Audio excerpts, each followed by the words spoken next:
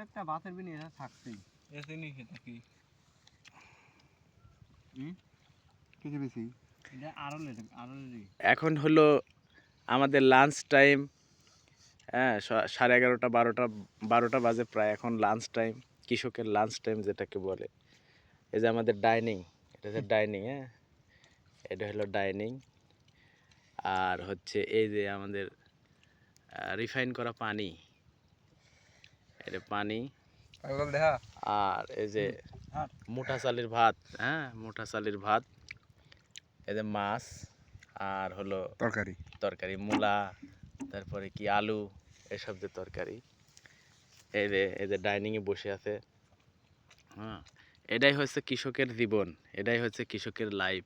হ্যাঁ, আর সেই কৃষকের এত কষ্ট করে যারা ফসল ফলায় সেটার সঠিক মূল্য তারা পায় না। একটা জমিতে যে কী পরিমাণ পরিশ্রম করা লাগে এটা জানে না।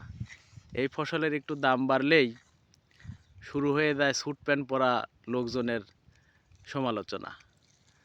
এসির মধ্যে বসে কাজ করতেছেন, আর এই কৃষকরা এই যে মাটির ডাইনিংয়ে রোদে পুড়ে তারা ফসল ফলাচ্ছে, আপনাদের খাওয়াচ্ছে।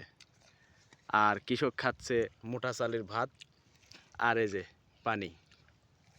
আর আপনারা কৃষকের কোনো কিছুর দাম বাড়লেই শুরু হয়ে যায় আপনাদের সমালোচনা।